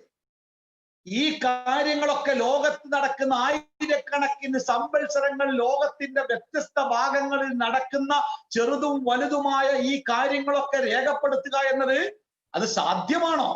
സംഭവ്യമാണോ? സംശയിക്കേണ്ട. ഇന്ന ദാലിക അലല്ലാഹി യസീർ. അള്ളാഹുവിനെ സംബന്ധിച്ച് അത് വളരെ വളരെ വളരെ വളരെ നിസ്സാരമായ, ലളിതമായ, എളുപ്പമുള്ള ഒരു കാര്യമാണ്. അതുകൊണ്ട് അതിൽ സംശയിക്കേണ്ട. ഇനി ബാക്കി കേട്ടോളി. എന്തിനാണ് അള്ളാഹു ഈ പ്രാപഞ്ചിക രഹസ്യം നമുക്ക് പറഞ്ഞു തന്നത്? ഏത് രഹസ്യം? ഈ ലോകത്ത് സംഭവിക്കുന്ന എന്ത് സംഭവിച്ചാലും അതൊക്കെ നേരത്തെ നിശ്ചയിച്ച കാര്യങ്ങൾ മാത്രമാണ് എന്ന് എന്തിനാ അള്ളാഹു നമുക്ക് ബോധ്യപ്പെടുത്തി തരുന്നത്? കേട്ടോളി. അവിടെയാണ് നമ്മുടെ മനപ്രയാസത്തിന്റെ കെട്ടഴിയേണ്ടത്. അവിടെയാണ് നമ്മുടെ മനസ്സിന്റെ ഭാരമില്ലാതാകുന്നത്. എങ്ങനെ? ലിക്കൈലാ തഅസൗ അലാ മാ ഫാതകും. ലിക്കൈലാ തഅസൗ അലാ മാ ഫാതകും. നിങ്ങൾക്ക് നേരിട്ട ഒരു നഷ്ടത്തിന്റെ പേരിൽ നിങ്ങൾ വല്ലാതെ നിരാശരാവാതിരിക്കാൻ വേണ്ടിയും. എന്തിനാ അല്ലാഹ് പറയുന്നത് അറിയോ? നിങ്ങൾക്ക് നേരിട്ട കടുത്ത കനത്ത ഒരു നഷ്ടം, അത് സാമ്പത്തികമാവാം, ശാരീരിക രോഗമാവാം, പ്രിയപ്പെട്ടവരുടെ മരണമാവാം, എന്താവാം. അതിന്റെ പേരിൽ നിങ്ങൾ തകർന്നു പോകാതിരിക്കാൻ, നിരാശയുടെ പടുകുഴിയിലേക്ക് വീണു പോകാതിരിക്കാൻ മാത്രമല്ല, വലാ തഫ്റഹൂ ബിമാ ആതാക്കും, അല്ലാഹു തആല നിങ്ങൾക്ക് തന്ന ചില അനുഗ്രഹമുണ്ട്. വമ്പിച്ച ലാഭം, വമ്പിച്ച ക്ഷേമം, വലിയ വലിയ സ്ഥാനം, വലിയ വലിയ ജീവിതാനുഭൂതി, അത് നമ്മളെ കഴിവുകൊണ്ട് കിട്ടിയതല്ലോ. നമ്മളെക്കാൾ കഴിവുള്ള ആൾക്കാർ ഇതൊന്നുമില്ലാതെ ഈ ലോകത്ത് ജീവിക്കുന്നത്. പിന്നെ നമുക്കെങ്ങനെ കിട്ടിയത്? അത് നമുക്ക് അള്ളാഹ് തന്നതാണേ. അള്ളാഹ് നമുക്ക് തന്നതാണ്. ആ അള്ളാഹു നമുക്ക് തന്നതിൽ അമിതമായിട്ട് നമ്മൾ ആഹ്ലാദിക്കാതിരിക്കുവാനും. ഇത് രണ്ടുമാണല്ലോ മനുഷ്യന്റെ മനസ്സിന്റെ സ്വസ്ഥത കെടുത്തുക. അമിതമായ ആഹ്ലാദം അതും അവനെ ഭ്രാന്തനാക്കും, അമിതമായ നിരാശ അതും അവനെ ഭ്രാന്തനാക്കും. ഈ രണ്ട് ഭ്രാന്തന്മാരായി ലോകത്ത് നടക്കുന്നതൊക്കെ ഒന്നുകിൽ ഒന്നും കിട്ടാത്തതുകൊണ്ട് ഭ്രാന്തായോല്, അല്ലെങ്കിൽ എല്ലാം പാടെ കിട്ടിയിട്ട് അതിന്റെ ദുരുപയോഗത്തിലൂടെ ഭ്രാന്തായോല്. ഭ്രാന്തൻ എന്ന് പറഞ്ഞാൽ രോഗീനല്ല, മനസ്സിന്റെ സ്വസ്ഥത നഷ്ടപ്പെട്ട ഞാൻ അടക്കമുള്ള എല്ലാവരെയും നമുക്ക് ഈ പേരിൽ വിളിക്കാം. ഈ രണ്ട് കാരണം: ഒന്ന്, അമിതമായ നിരാശയുണ്ടാക്കുന്ന ഉത്കണ്ഠ; രണ്ട്, അമിതമായ സുഖമുണ്ടാക്കിയ ആസക്തി. ഇത് രണ്ടും ഉണ്ടാവാതിരിക്കാൻ വേണ്ടി പടച്ച റബ്ബ് പറയണേ, ദാ ഈ കാര്യങ്ങളൊക്കെ നേരത്തെ റബ്ബ് നിശ്ചയിച്ചതും തീരുമാനിച്ചതാണ്. ഒരാൾക്ക് ഒരു രോഗം ഉണ്ടായി, നമ്മുടെ സുഹൃത്തിനെ വെച്ചോ, പരിശോധിച്ചപ്പോ ഡോക്ടർ പറഞ്ഞു, കുറെ ഇങ്ങനെ ആശുപത്രിക്ക് അപ്പോഴൊക്കെ പോയി വരുന്നു, അയാൾക്കയാളുടെ രോഗം എന്താണെന്ന് അറിയില്ല. ഇപ്പൊ പെട്ടെന്ന് എപ്പോഴോ മൂപ്പൻ അറിഞ്ഞു എന്റെ രോഗം എന്താണ്. അയാൾ ആകെ ബേജാറായി ഓടിക്കലച്ച് നമ്മളെടുത്ത് വരെ നോക്കിയാ, എന്റെ റിസൾട്ട് നോക്കിയാ, എന്റെ വയറ്റിന്റെ ഉള്ളില് ഇന്ന സ്ഥലത്ത് ക്യാൻസർ ഉണ്ടോലോ. അയാൾ ആകെ തകർന്നു. നമുക്ക് മനസ്സിലായി, മനസ്സിലായിക്കണേ മൂപ്പര സമാധാനം. അതെ, 2 കൊല്ലം മുമ്പ് അന്ന് നമ്മൾ കോഴിക്കോട് പോയില്ലേ, അന്ന് ആ ഡോക്ടർ പരിശോധിച്ചപ്പോഴേ പറഞ്ഞിരിക്കുന്നത് ഇങ്ങനെയാണെന്നില്ലേ. അതുകൊണ്ട് ബേജാറാകണ്ട, നമുക്ക് ഇൻഷാ അല്ലാഹ് ചികിത്സിച്ച് മാറ്റാമേ. നിങ്ങൾ അന്ന് തന്നെ അറിഞ്ഞു അവന്റെ ആ പ്രയാസം, അവന്റെ ഭയം എത്ര ചുരുങ്ങൂലേ അല്ലേ. അത് നേരത്തെ തീരുമാനിച്ച് സഡൻ ആയിട്ട് പെട്ടെന്നായിട്ടൊരു കാര്യം സംഭവിക്കുമ്പോഴുള്ള അതിന്റെ പ്രയാസം, അത് നേരത്തെ രേഖപ്പെടുത്തി നിശ്ചയിച്ച കാര്യമാണ് എന്നറിയുമ്പോഴുള്ള മനസ്സിന്റെ സ്വസ്ഥത രണ്ടല്ലേ. എന്റെ റബ്ബ് അത് എനിക്ക് നേരത്തെ ഇപ്പം കണ്ടുണ്ടായതല്ല, അത് എന്റെ റബ്ബ് നേരത്തെ എനിക്ക് വേണ്ടി നിശ്ചയിച്ചു വെച്ചതാണ്. അത് സംഭവിക്കുക തന്നെ ചെയ്യുമല്ലോ. അല്ലാഹുമ്മ ലാ മാനിഅ ലിമാ അഅ്തൈത വലാ മുഅ്തിയ ലിമാ മനഅ്ത. പടച്ചോൻ വല്ലതും തരാൻ കരുതിയാല് അത് തടയാൻ ആർക്കും കഴിയില്ല. അള്ള വല്ലതും വേണ്ടെന്ന് വെച്ചാല് അത് കൊണ്ടുവന്ന് തരാനും ആർക്കും കഴിയില്ല എന്ന് വിശ്വസിക്കുന്ന ഒരാളെ സംബന്ധിച്ച് അള്ളന്റെ ജീവിതത്തിൽ നേരത്തെ തീരുമാനിച്ചു വെച്ചിട്ട് ഇങ്ങനെ ഒരു കാര്യം എന്നറിയുമ്പോ അവന്റെ മനസ്സ് ചടച്ചു പോകൂല, അത് തകർന്നു പോകൂല, അത് നിരാശപ്പെടൂല, അതിന് പിടിച്ചു നിൽക്കാൻ പറ്റും. ഹബീബായ റസൂലുള്ളാഹി സ്വല്ലല്ലാഹു അലൈഹി വസല്ലമയുടെ 7 മക്കളിൽ 6 മക്കളും മരിച്ചപ്പോ അള്ളാന്റെ ഹബീബ് തകരാതിരിക്കാനുള്ള കാരണം എന്താ കാരണം? മക്കളോട് സ്നേഹമല്ലായിട്ടാ? റസൂലുള്ളാഹിന്റെ ഹൃദയം മരം കൊണ്ട് ഉണ്ടാക്കിയതായിട്ടാ? അത് പാറയായിട്ടാ? അല്ലല്ലോ. പിന്നെ എന്തേ അറിയങ്ങള്? ഈ വിശ്വാസാണ്. തന്റെ മകൾ, പ്രവാചകന്റെ മകൾ, പ്രവാചകന്റെ അടുത്തേക്ക് ഒരാളെ പറഞ്ഞയക്കുക, ബാപ്പാ കുട്ടിക്ക് തീരെ സുഖല്ല, ഞങ്ങളൊന്ന് വരുമോ? റസൂലുള്ളാഹി സ്വല്ലല്ലാഹു അലൈഹി വസല്ലം വല്ലാത്ത തിരക്കിലാ, അതുകൊണ്ട് പോകാൻ പറ്റിയില്ല. കുട്ടിന്റെ അസുഖം കൂടി, കുട്ടി വല്ലാത്ത അവസ്ഥയിലെത്തി. മകള് പിന്നെ ഒരാളെ പറഞ്ഞയച്ചു, വാപ്പാന്റെ അടുത്തേക്ക് ഒന്ന് വരുമോ, കുട്ടിക്ക് സുഖല്ല. റസൂലുള്ളാഹി സ്വല്ലല്ലാഹു അലൈഹി വസല്ലം ഒരാളെ പറഞ്ഞേക്ക, ദൂതനെ, എന്റെ മോളോട് എന്റെ സലാം പറയണം, അതിന്റെ കൂടെ ഒരു കാര്യം കൂടി പറയണം. എന്താ പറയണ്ടേ? അള്ള തന്നത് അള്ള തിരിച്ചൊടുക്കൂട്ടോ, അതിന്റെ പേരില് വല്ലാതെ ഇടങ്ങേറാണ്ട എന്ന് പറഞ്ഞ അർത്ഥം തരങ്ങള്. കുട്ടിനെ തന്നെ പടച്ചോനാ, ആ കുട്ടിക്ക് തന്നപ്പോ തന്നെ പടച്ചോൻ ഒരു ആയുസ് നിശ്ചയിച്ചിട്ടുണ്ട്, അത് കഴിയുമ്പോ അള്ള തിരിച്ചു വിളിക്കും കേട്ടോ, അതിന്റെ പേരിൽ തകരണ്ട അല്ലേ. ഈ വിശ്വാസം ഇത് ഒരു മനുഷ്യന്റെ മനസ്സിൽ രൂഢമൂലമാവണമെങ്കിൽ എളുപ്പമൊന്നും നടക്കൂല. നമ്മളൊക്കെ ചിലപ്പോ ചില വീട്ടിൽ ചില ആളുകളുടെ ഭാര്യമാരോ മക്കളൊക്കെ മരിച്ച് അവരാകെ തകർന്ന് കിടക്കുമ്പോ ഓരെ സമാധാനിപ്പിക്കും. അതൊക്കെ അള്ളാന്റെ വിധിയല്ലേ സമാധാനം. നമുക്കറിയാം ആ പറഞ്ഞത് ഒരു വെറും വർത്താനാണ്. അത് ഓരോ മേത്ത് കൂടി തട്ടാതാണ് കുഴക്കുകയാണ്. കാരണം ആ അവസ്ഥയിൽ ഈ ഒരു തത്വം ഒന്നും ഉൾക്കൊള്ളാൻ ചിലപ്പോ ആ മനുഷ്യനെ കൊണ്ട് കഴിയില്ല. അത് കഴിയണമെങ്കിലേ ശരിക്ക് മനസ്സിന്റെ ഉള്ളിൽ തറവായി കുറ്റി അടച്ചതുപോലെ ഒരു വിശ്വാസം വേണം. എന്ത് വിശ്വാസം? അള്ളാഹുവിലുള്ള അവന്റെ ഖദറിലുള്ള ശരിയായ വിശ്വാസം, ശരിക്കുള്ള ഈമാൻ. ആ ഈമാൻ മനസ്സിലുണ്ടെങ്കിൽ ജീവിതത്തിലെ ഒരു പ്രയാസത്തിന്റെ മുമ്പിലും അവന്റെ ശരീരത്തിൽ പ്രയാസം ഉണ്ടാവും, സമ്പത്തിൽ പ്രയാസം ഉണ്ടാവും, കുടുംബത്തിൽ പ്രയാസം ഉണ്ടാവും, നാട്ടിൽ പ്രയാസം ഉണ്ടാവും. പക്ഷെ എവിടെയൊക്കെ പ്രയാസം ഉണ്ടെങ്കിലും മനസ്സ് നമ്മുടെ കൂടെ ഉണ്ടോ, നമ്മൾ തോൽക്കൂല. ആരും വെല്ലുവിളിക്കാം. പക്ഷെ ആ മനസ്സ് നമ്മളോട് തിരിച്ചു വയ്ക്കുക. അപ്പൊ എങ്ങനെയുണ്ട്?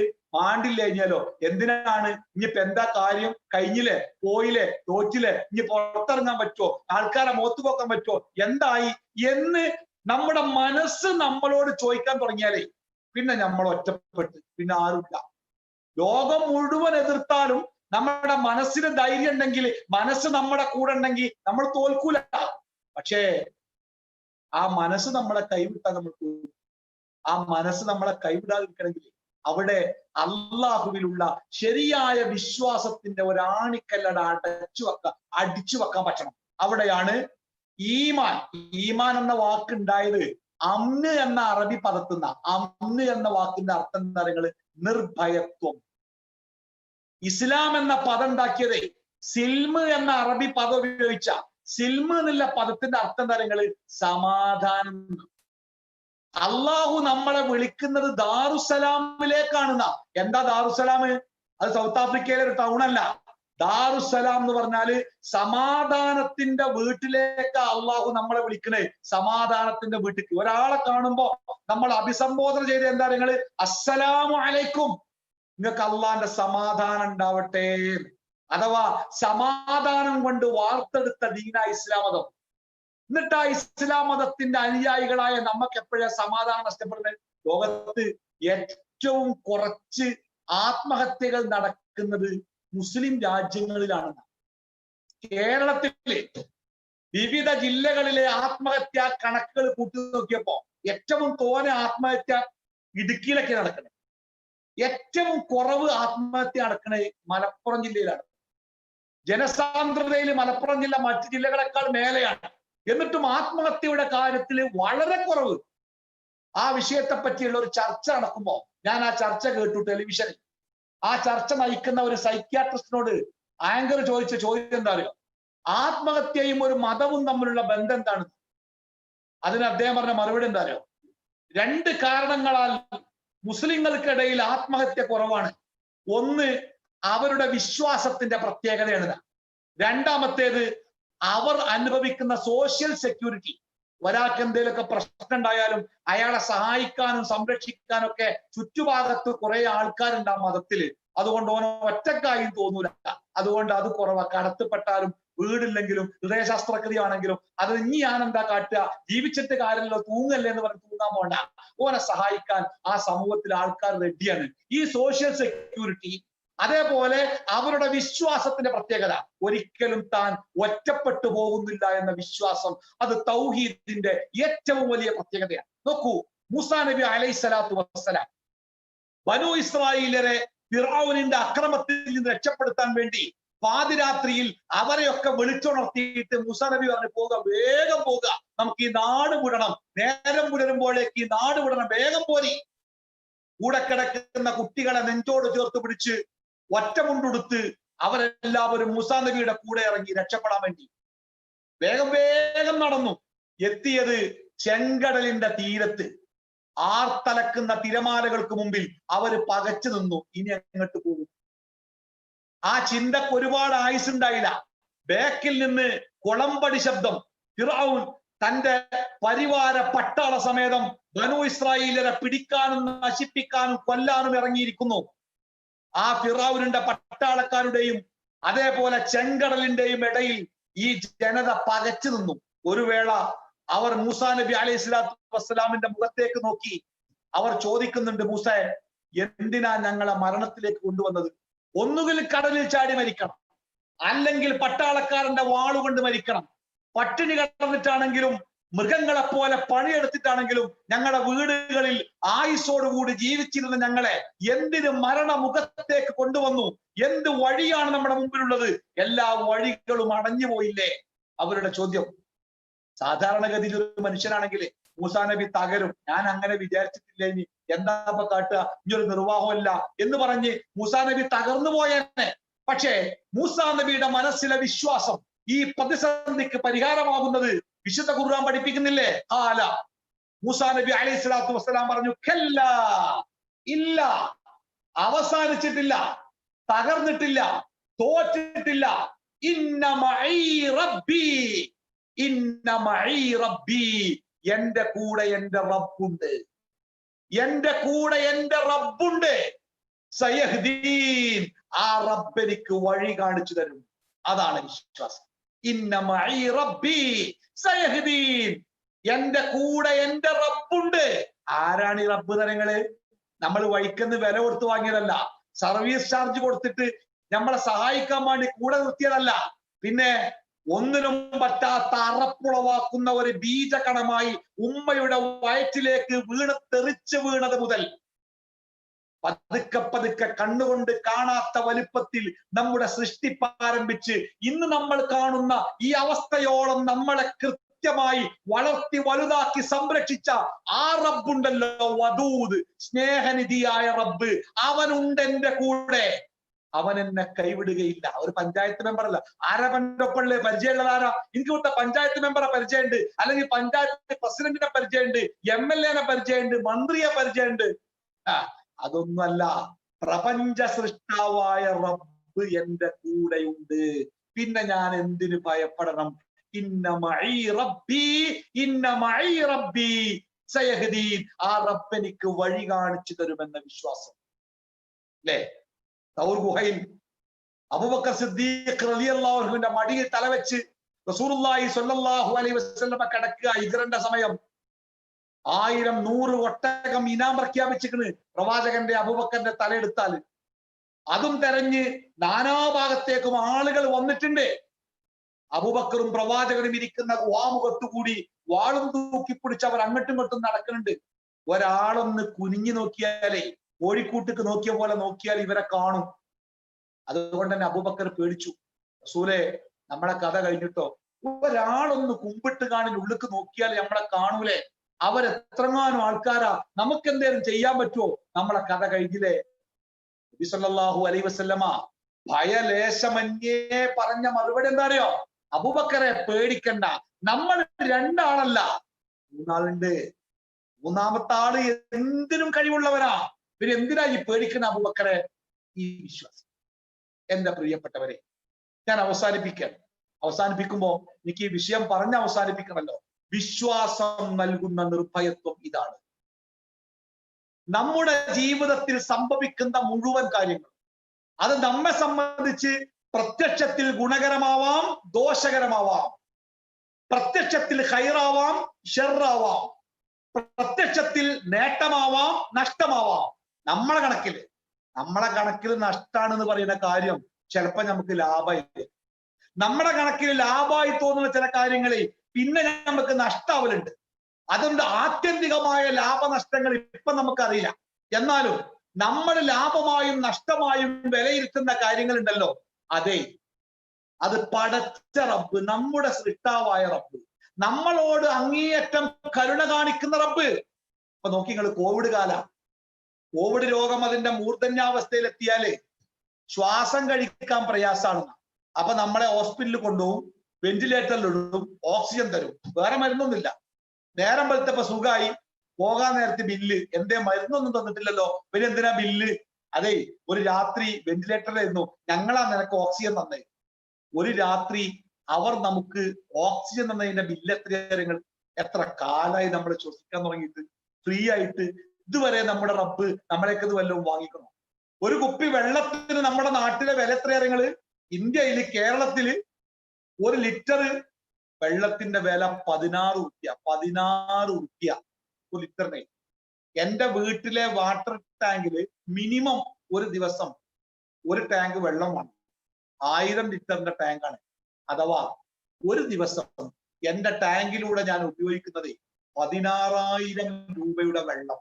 ഇന്നത്തെ മാർക്കറ്റ് വില അനുസരിച്ച് ഒരു ദിവസം ഞാൻ എന്റെ വീട്ടിൽ ഉപയോഗിക്കുന്നത് 16,000 രൂപയുടെ വെള്ളം. അല്ലേ?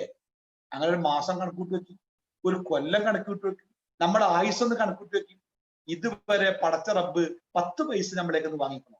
ഉണ്ടോ? ഇല്ല. എന്തേത്?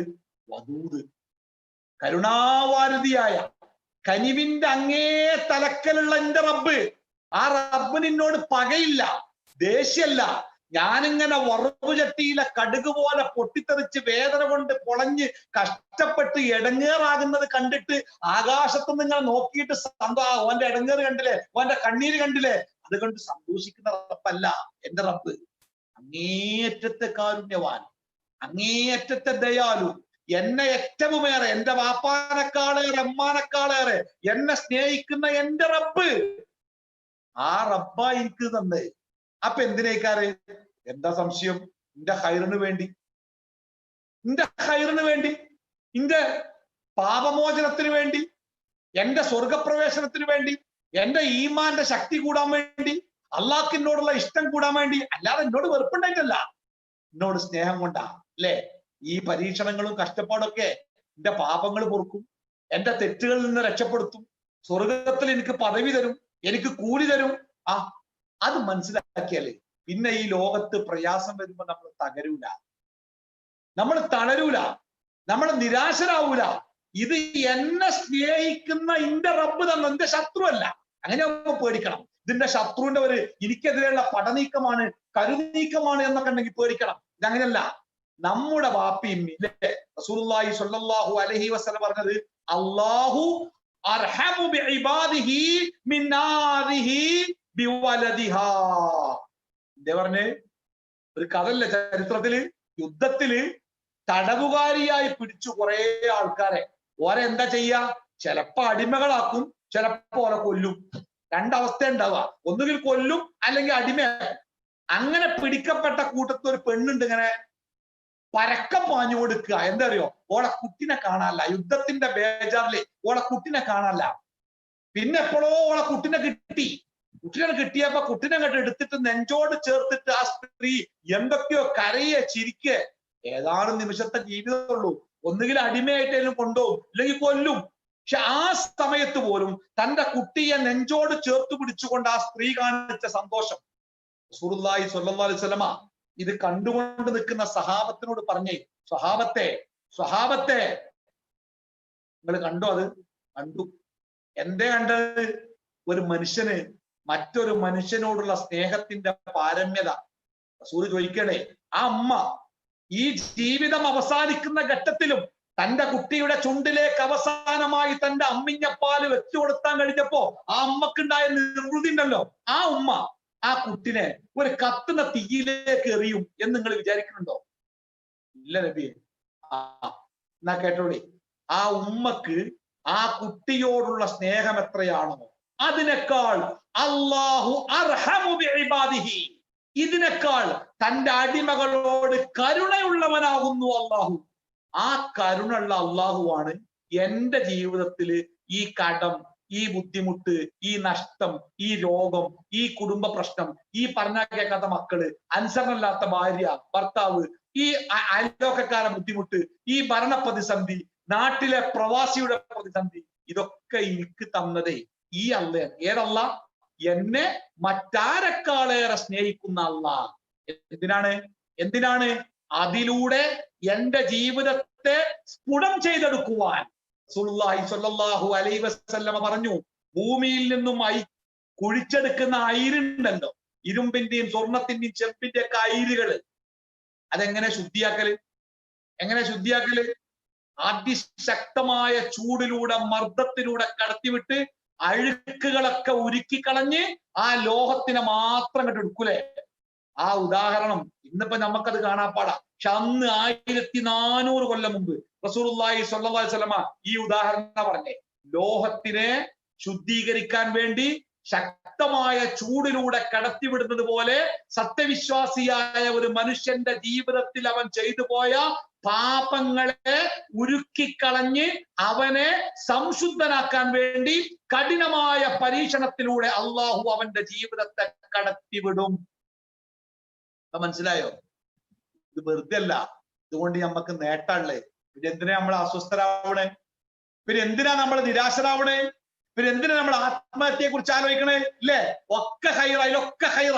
അതുകൊണ്ടാണ് റസൂൽ പറഞ്ഞേ, ഒരവസ്ഥയിലും ഒരു മനുഷ്യൻ ഞാൻ മരിച്ചെങ്കിൽ തേടാൻ പാടില്ല എന്നാ. ഞങ്ങളൊക്കെ വിചാരിക്കണേ, ചില പ്രയാസമൊക്കെ ഉണ്ടാവുമ്പോഴേ, കുട്ടികളൊക്കെ ഉണ്ട് പറഞ്ഞാൽ കേൾക്കാനാവുമ്പോ, ചില രോഗവും വേദനയൊക്കെ വരുമ്പോഴേ, പടച്ചോനെ ഏതോ ഒന്ന് മരിച്ചു കിട്ടിയെങ്കിൽ എന്ന് പറയല്ലേ സാധാരണ മനുഷ്യന്മാര്.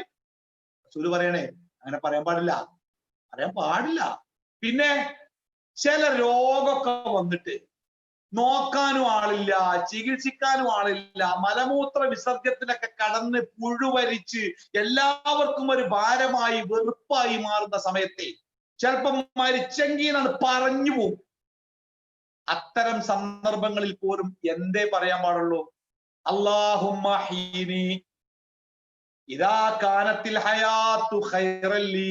പടച്ചോനെ, ഞാൻ ഇങ്ങനെ ദുരിതത്തിൽ കിടന്നുള്ള ഈ കിടത്തണ്ടല്ലോ, ഈ കിടത്തം കൊണ്ട് എനിക്ക് എന്തെങ്കിലും ഹൈറിന്റെ പാപങ്ങൾ പൊറുക്കുക, അങ്ങനെ എന്തെങ്കിലും നേട്ടം എനിക്ക് ഉണ്ടെങ്കിൽ റബ്ബേ എന്നും കിടത്തിക്കോ, ഞാൻ ക്ഷമയോടുകൂടി കിടന്നോളാം, ഒരു പരാതി പറയില്ല. വാമിത്തിനി ഇദാ കാനത്തിൽ മമാതു ഖൈറൻ ലീ. അതല്ല റബ്ബേ, ഈ ദുരിതം പിടിച്ച കിടപ്പിനേക്കാൾ എനിക്ക് നല്ലത് മരിക്കുകയാണെങ്കിൽ അല്ലാഹ് നിന്നെ ഇടങ്ങാറാക്കല്ലേ, നിന്നെ മരിപ്പിച്ചളാ എന്നേ പ്രാർത്ഥിക്കാൻ പാടുള്ളൂ. കാരണം ആ പ്രയാസത്തിന്റെ ശരീരം പൊട്ടി പുഴുവരിച്ച് നോക്കാൻ ആളില്ലാതെ, പരിചരിക്കാൻ ആളില്ലാതെ മലമൂത്ര വിസർജ്യത്തിൽ മുങ്ങിയുള്ള കിടപ്പുണ്ടല്ലോ, അതിൽ പോലും നമുക്ക് നേട്ടമുണ്ട്. എന്താ നേട്ടം? നബി സല്ലല്ലാഹു അലൈഹി വസല്ലം പറയണേ, ഉണങ്ങിയ മരത്തിലേക്ക് കാറ്റടിക്കുമ്പോ ആ മരത്തിലെ ഇലകളൊക്കെ കൊഴിഞ്ഞു വീണ് ആ മരം ഇലയില്ലാത്തൊരു മരമായിട്ട് നിൽക്കുന്ന പോലെ ഈ പ്രയാസത്തിൽ കിടക്കുന്ന മനുഷ്യന് ക്ഷമയോടുകൂടി കിടക്കുമ്പോഴേ അവന്റെ പാപങ്ങൾ ഓരോന്ന് കൊഴിഞ്ഞു വീണിട്ടെ അവസാനം ഒരു പാപവും ബാക്കിയില്ലാത്തവനായിട്ട് മാറും.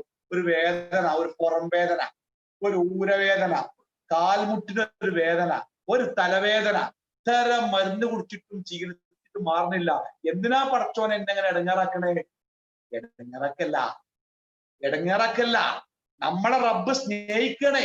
നമ്മുടെ അഴുക്കുകള്, വൃത്തികേടുകള്, തെറ്റുകള്, ജീവിതത്തിലെ പ്രയാസങ്ങളെ ആ വേദനയിലൂടെ റബ്ബ് ഉരുക്കിക്കളയാ. നമ്മളെങ്ങനെ നിൽക്കേണ്ടത്? നമ്മൾ പ്രതീക്ഷയോടെ, പ്രത്യാശയോടെ, അള്ളാഹുവിനെ കുറിച്ച് എപ്പോഴും ഏറ്റവും നല്ല പ്രതീക്ഷയോടെ, അല്ലെ? വലാ യുഹ്സിബന്ന ബില്ലാഹി ളൻ ലാ യമൂതുന്ന അഹദുക്കും ഇല്ലാ വഹുവ യുഹ്സിബു ബില്ലാഹി ളൻ ബിഹുസ്നി ഖൈറൻ. അള്ളാഹിനെ കുറിച്ച് എപ്പോഴും നല്ല ധാരണ. എന്റെ റബ്ബ് കാരുണ്യവാനാണ്, എന്റെ റബ്ബ് നിന്നോട് ഒരു ദേഷ്യവുമല്ല, വെറുപ്പുമില്ല, എന്റെ റബ്ബ് നിന്നോട് സ്നേഹാണ്, ഞാൻ പറഞ്ഞാൽ എന്റെ റബ്ബ് കേൾക്കും. ആ നല്ല പ്രതീക്ഷയോടെ അള്ളാഹുമായുള്ള ബന്ധം നിലനിർത്തുക. റസൂലുള്ളാഹി പറഞ്ഞില്ലേ, അള്ളാഹുമായുള്ള മനുഷ്യന്റെ വിചാരം എന്താണോ അവിടെയാണ് അള്ളാഹു. അള്ളാഹുവിന്റെ ഒപ്പം ഉണ്ട് എന്ന് ഞാൻ വിശ്വസിച്ചാൽ അള്ളാന്റെ ഒപ്പം ഉണ്ടാവും. അങ്ങനെ അള്ളൊന്നും എന്നെ തിരിഞ്ഞു നോക്കണില്ല എന്ന് വിചാരിച്ചാലോ അള്ള നമ്മളെ തിരിഞ്ഞു നോക്കൂല. അപ്പോ നല്ല പ്രതീക്ഷയോടെ, പ്രത്യാശയോടെ, പ്രാർത്ഥനയോടെ നമ്മൾ അള്ളാഹുവിന്റെ കാരുണ്യത്തിന് വേണ്ടി കാത്തു നിൽക്കുക. ആ വഴിയിലുണ്ടാകുന്ന ഏത് പ്രയാസം അത് നമുക്ക് ഹൈറാണ്, നമ്മുടെ റബ്ബ് വിരിച്ചതാണ്, അത് നമുക്ക് ഹൈറായതാണ്, അത് സംഭവിക്കുക തന്നെ ചെയ്യും എന്ന് ഉറപ്പിക്കുക. അവിടെ നമ്മുടെ മനസ്സ് സ്വസ്ഥമാവും. ഒരു കൊടുങ്കാറ്റിലും ആടി ഉലയാതെ, ഒരു പേമാരിയിലും കുത്തി ഒലിച്ചു പോകാതെ, ഒരു ഭൂമി കുലുക്കത്തിനും തകർത്തെറിയാൻ കഴിയാതെ സമാധാനത്തോടെ ജീവിക്കാൻ നമുക്ക് കഴിയും.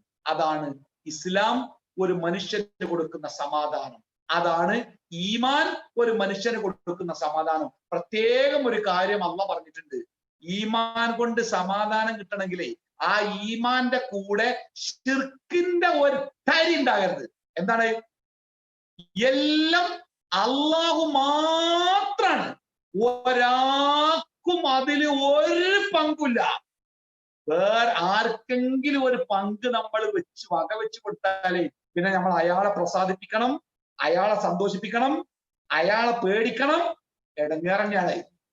എന്നാൽ അള്ളാഹു മാത്രം, തൗഹീദിൽ ഉറച്ച ഈമാൻ, വേറെ ആരും പേടിക്കണ്ട, അള്ളാഹിനെ മാത്രം പേടിച്ചാൽ മതി, അള്ളാഹിനോട് മാത്രം പറഞ്ഞാൽ മതി, അള്ളാഹിന്റെ മുമ്പിൽ മാത്രം തലകുലിച്ചാൽ മതി, അള്ളാഹിന്റെ മുമ്പിൽ മാത്രം കണ്ണു നിറഞ്ഞാൽ മതി. ഞാൻ അവസാനിപ്പിക്കുന്നു. അതുകൊണ്ട് എന്റെ പ്രിയപ്പെട്ട പ്രവാസി സുഹൃത്തുക്കളോട്, സമാധാനിപ്പിക്കാനും ആശ്വസിപ്പിക്കാനും ആളില്ലാതെ ജീവിതത്തിന്റെ ഉത്കണ്ഠകളിൽ മനസ്സിന്റെ സ്വസ്ഥത നഷ്ടപ്പെട്ട് ഒരുപാട് രോഗങ്ങൾ ശരീരത്തിലേക്ക് വാരിക്കൂട്ടിയിട്ട പലപ്പോഴും നാട്ടിക്ക് വരുന്നത്. നാട്ടിക്ക് വന്നാലോ പ്രതീക്ഷിച്ച പോലെ സ്വീകരിക്കാൻ ആളില്ല, പരിഗണിക്കാൻ ആളില്ല, സ്നേഹിക്കാൻ ആളില്ല. തന്റെ പ്രിയപ്പെട്ടവർ എന്ന് വിചാരിച്ചിരുന്ന ബന്ധുക്കളും വീട്ടുകാരും പോലും കൈയൊഴിയുന്ന ദുരന്തപൂർണമായ അവസ്ഥ ഉണ്ടാവുമ്പോഴേ തകരണ്ട, തളരണ്ട. ഓരൊക്കെ നമ്മളെ താങ്ങിയാലും അത് ഈ ലോകത്തിലെ കുറഞ്ഞ കാലുള്ളൂ. ബാക്കിയുള്ള കാലത്തൊക്കെ നമ്മളെ റബ്ബിന്റെ മുമ്പിലാണ് നമ്മള്. ആ റബ്ബ് നമ്മളെ കൂടെ ഉണ്ടാവണം. അതിന് ഉറച്ച വിശ്വാസം വേണം. ആ റബ്ബിനോട് അടുത്ത് നിൽക്കണം. ആ റബ്ബിന്റെ കൽപ്പനകൾ ജീവിതത്തിൽ ചേർത്ത് പിടിക്കണം. അള്ളാഹുവിന്റെ ഇഷ്ടം നേടാനുള്ള ഏറ്റവും നല്ല മാർഗം എന്താണ് എന്ന് ചോദിച്ചപ്പോ റസൂലുള്ളാഹി പറഞ്ഞ മറുപടി എന്താ നിങ്ങള്? അള്ളാഹു നിനക്ക് നിർബന്ധമാക്കിയ കർമ്മങ്ങൾ കൃത്യമായി ചെയ്യുക. കുറുക്കു വഴിയൊന്നുമില്ല. അള്ളാഹിന്റെ ഇഷ്ടം നേടാൻ ഒരു കുറുക്കു വഴിയില്ല. ഏതെങ്കിലും മൗലവിയോ മൗലിയാരോ മന്ത്രിച്ചൂതിയതോ ചരടോ ബർക്കത്തോ ഇതുകൊണ്ട് ഒന്നും അള്ളാഹിന്റെ സ്നേഹം കിട്ടൂല. അള്ളാഹു നമ്മളോട് വ്യക്തിപരമായി കൽപ്പിച്ച ബാധ്യതകളുണ്ടല്ലോ, അത് കൃത്യമായി നിർവഹിക്കുക. അപ്പൊ അള്ളാഹു നമ്മളെ സ്നേഹിക്കും. അള്ളാഹു നമ്മളെ സ്നേഹിച്ചു കഴിഞ്ഞാലേ ലോകം മുഴുവൻ വെറുത്താലും ഒരു പ്രശ്നം ഉണ്ടാവില്ല.